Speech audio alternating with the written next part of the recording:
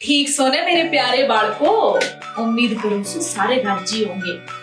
बाळको, कदे थारे गैर ऐसा कुछ हुआ है कि तुम कोई काम कर दे हो तो कई लोग बेवजह थारे काम में अपनी राय देने लग जाते हो। कोई कुछ कहंदा हो, कोई कुछ कहंदा हो। बाळको, जब इसी कोई स्थिति आ जाने तो क्या करना चाहिए? अपने दिमाग का इस्तेमाल करना चाहिए, क्योंकि लोगों का तो काम से कहना और कुछ ना कुछ तो लोग कहेंगे।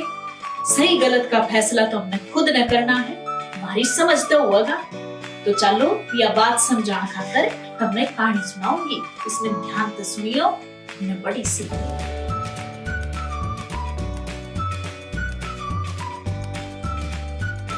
पुरानी बात से एक गांव में परवीन नाम का एक व्यापारी रहा करता। भाई परवीन का छोटा सा कुनबा था, परिवार था, और परिवार का काम था गांव के बाहर लगने वाले बाजार में छोटा मोटा सामान बेचना और उस तो होने वाली कमाई से अपना घर चलाना। इस खातर वो एक गधा भी इस्तेमाल करया करते। गधे पर सामान लाद के बाजार में ले जाया कर दे। परवीन का एक बेटा था जिसका नाम था श्याम। टाइम के गैल परवीन का बेटा भी बड़ा हो गया। एक दिन परवीन ने सोची कि मेरा बेटा थोड़ा बड़ा हो गया, क्यों ना बेटे ने बाजार में ले जाऊं, ताकि उसने भी बेरा लाग जाए कि काम धंधा क्यों करो या करे। अगर कदे मेरी जरूरत पड़े तो मेरी जगह बाजार में जाकर अपना व्यापार कर ले। परवीन ने सोच के अपने बेटे श्याम ने बाजार में ले गया और आराम से सारा सामान बेच के दोनों अपने घर में चल दिए। परवीन, श्याम और गधा तीनों आराम से अपना पैदल पैदल अपने घर की ओर जाने लगे। जब वे रास्ते में उन्हें सुनी कि दूरे तक गुजर रहे दो लोग, तब ने कह रहे हैं कि देखो इन मूर्खा का गधा, इनके दौरे है फिर भी ये पैदल चलने लग रहे हैं।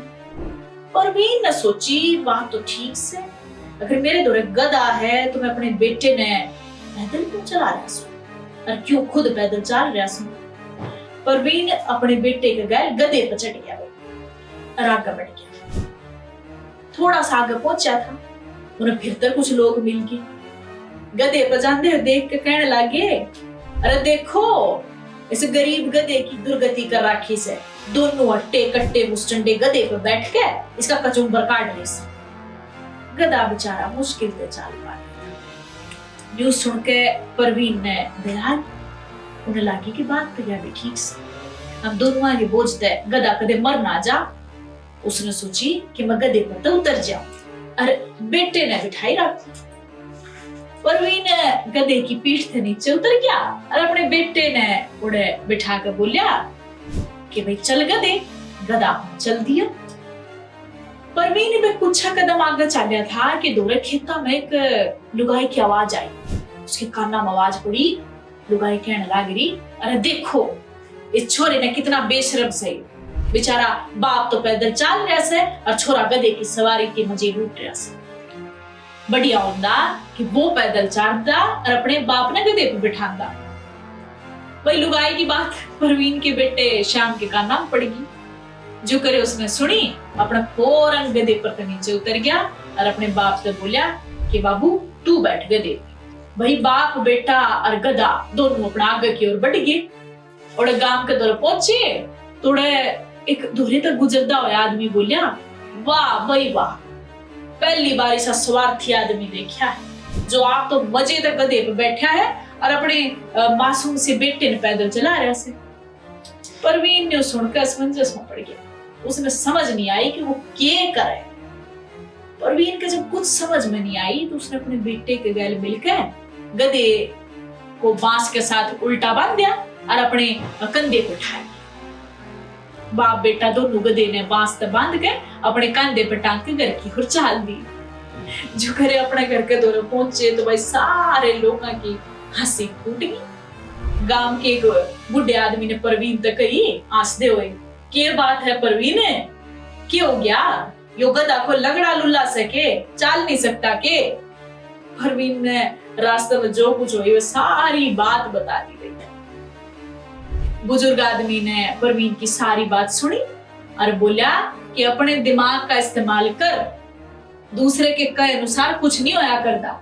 आज गधा तेरे कंधे पे है और लोग तने देखा हंसने लाग रहे हैं। बुजुर्ग की बात सुनकर परवीन के समझ में आ गई कि उसने गलती करी। वो फौरन अपने गधे ने अपने कांधे पे नीचे उतार दिया। उसने फौरन अपने गधा जो था वो कांधे पे नीचे उतार दिया।